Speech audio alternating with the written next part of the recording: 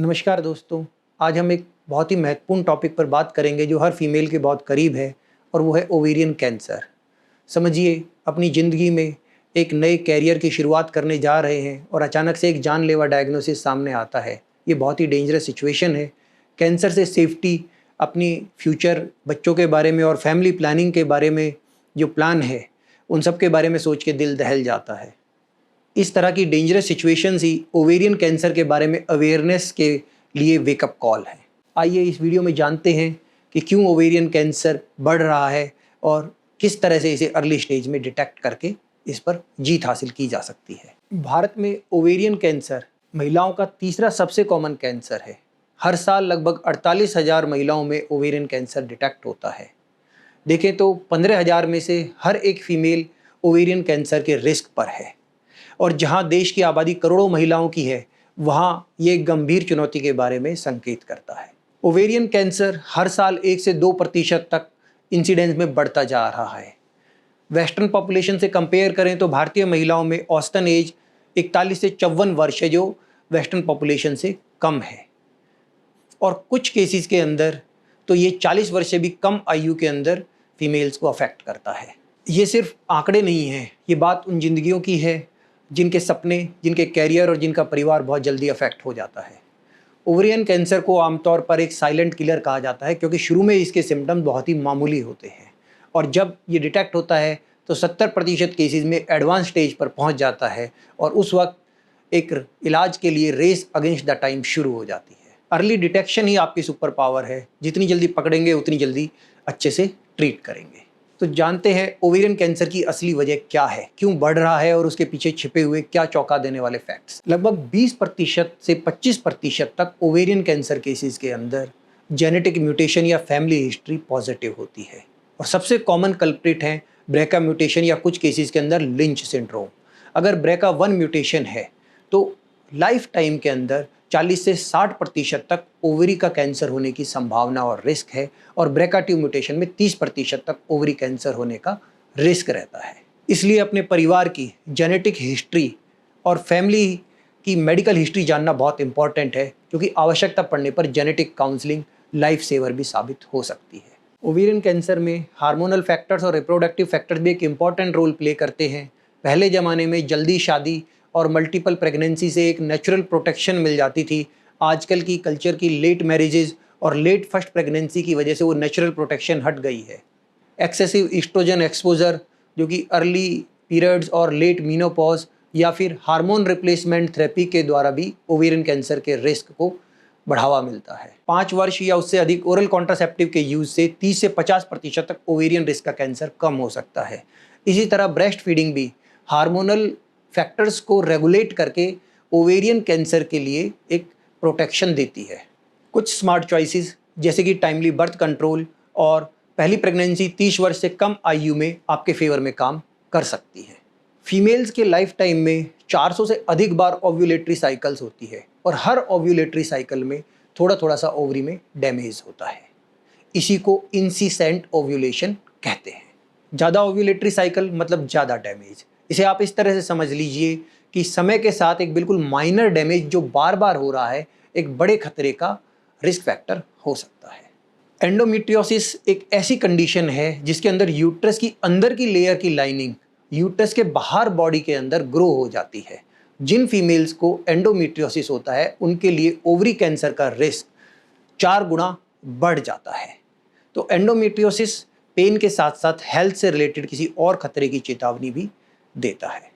कुछ स्टडीज़ में पाया गया है कि जेनिटल एरिया के अंदर टैल्कम पाउडर के यूज़ से ओवेरियन कैंसर का रिस्क बढ़ सकता है। रिजल्ट मिले जुले हैं, इसलिए अवेयर होने की आवश्यकता है। जॉनसन एंड जॉनसन कंपनी के ऊपर टैल्कम पाउडर के यूज़ की वजह से ओवेरियन कैंसर और मीजोथीलियोमा लंग कैंसर के संबंध में लिटिगेशन और लॉसूट्स अभी भी जारी हैं। साथ ही कुछ केमिकल्स जैसे एस्बेस्टॉस और पॉल्यूशन धीरे धीरे ओवेरियन कैंसर के रिस्क को बढ़ा सकता है। हमारे आसपास का एनवायरनमेंट और पॉल्यूशन हमारी हेल्थ को अफेक्ट करता है, इसलिए अपने एनवायरनमेंट और वातावरण को सुरक्षित रखना भी हमारी ही रेस्पॉन्सिबिलिटी है। लाइफस्टाइल रिलेटेड फैक्टर्स वो हैं जहां आपके हेल्थ की चाबी आपके खुद के पास है। मोटापा या अधिक वजन होने से 20 से 30% तक ओवेरियन कैंसर का रिस्क बढ़ जाता है। हाई डाइटरी फैट और बहुत ही फ्रीक्वेंट एग के कंजप्शन से भी क्रॉनिक इन्फ्लेमेशन और इंसुलिन रेजिस्टेंस हो सकता है, जिससे ओवेरियन कैंसर का रिस्क बढ़ जाता है। स्मोकिंग ओवेरियन कैंसर का एक वेल नोन रिस्क फैक्टर है। अल्कोहल की वजह से भी ओवेरियन कैंसर का रिस्क बढ़ सकता है। लंबी पेल्विक इन्फेक्शन या कंडीशन जैसे कि पीसीओडी या पीसीओएस से क्रॉनिक इन्फ्लेमेशन होती है, जिससे रिस्क बढ़ सकता है। डेयरी प्रोडक्ट्स के बारे में कुछ बातें जाननी बहुत महत्वपूर्ण है। कम फैट वाला दूध, कैल्शियम और विटामिन डी ओवरी कैंसर के लिए प्रोटेक्टिव फैक्टर्स हैं। वहीं हाई फैट वाला दूध ओवेरियन कैंसर के लिए रिस्क फैक्टर माना गया है। एक बहुत बड़ी हार्मफुल प्रैक्टिस है कि एनिमल्स का दूध प्रोडक्शन बढ़ाने के लिए उन्हें ईस्ट्रोजन का इंजेक्शन दिया जाता है। ये ईस्ट्रोजन दूध के अंदर आता है और जब उस दूध से पनीर बनाया जाता है तो ईस्ट्रोजन उसमें कंसंट्रेटेड हो जाता है।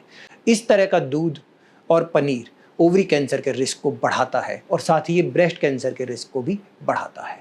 तो याद रखिए, every bite and every habit counts. तो अब जानते हैं कि सबसे महत्वपूर्ण फैक्टर क्या है। सबसे कॉमन और महत्वपूर्ण फैक्टर है लाइफस्टाइल चेंजेस। मॉडर्न लाइफस्टाइल्स के साथ जो ट्रेडिशनल हाई फाइबर डाइट है उसको छोड़कर जो लो फाइबर वाली प्रोसेस्ड डाइट यूज़ की जाती है, oestrogen rich dairy products, high fat diet, alcohol, smoking, sedentary lifestyles, late marriages और लेट फर्स्ट टाइम प्रेगनेंसी, ये सभी फैक्टर्स ओवरी कैंसर के लिए काफ़ी हद तक महत्वपूर्ण है और बढ़ते हुए कैंसर केसेस का इम्पॉर्टेंट कारण है। लेकिन सोचने की बात यह कि ये सारे के सारे मॉडिफाइबल हैं, बदले जा सकते हैं अगर आप चाहें तो।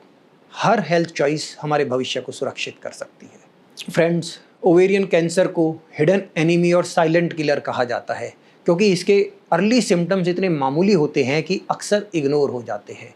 लेकिन सबसे इम्पॉर्टेंट बात इसमें यह है कि अगर अर्ली स्टेज में इसको डिटेक्ट कर लिया जाए तो सर्वाइवल 90% से भी ज़्यादा है और वहीं लेट स्टेज के अंदर ये सर्वाइवल 30% तक रह जाता है। ये सिर्फ नंबर नहीं है बल्कि आपके फ्यूचर को सिक्योर करने की एक पावरफुल चॉइस है। जब बात ओवेरियन कैंसर की जाती है तो अर्ली डिटेक्शन ही सबसे बड़ी डिफेंस है और ये तभी हो सकता है जब अपने सिम्टम्स का इलाज आप खुद ना करें। सिम्टम चाहे कितना भी मामूली हो, अगर ठीक नहीं हो रहा है तो डॉक्टर को ज़रूर दिखाएं। ये सिम्टम शुरू में बहुत अजीब और मामूली ही लगते हैं। परसिस्टेंट ब्लॉटिंग, बार बार गैस बनना या पेट का सूजना, पेट में या पेल्विस में पेन होना जो आराम से ठीक नहीं हो रहा है, डाइजेस्टिव सिस्टम से रिलेटेड सिम्टम्स जैसे कि बहुत जल्दी पेट का भर जाना, भूख का कम हो जाना या थोड़ा बहुत ही खाना खा पाना, यूरिनरी सिम्टम्स जैसे बार बार पेशाब के लिए जाना या प्रेशर का फील होना, अकारण वजन का कम हो जाना या शरीर में कुछ बदलाव होना, ये सब भी रेड फ्लैग हो सकते हैं। इन्हें ओवेरियन कैंसर सिम्टम कॉम्प्लेक्स कहा जाता है और यदि ये रहते हैं, ठीक नहीं हो रहे हैं तो तुरंत डॉक्टर को दिखाएं। यही एक प्रॉपर चॉइस और तरीका है।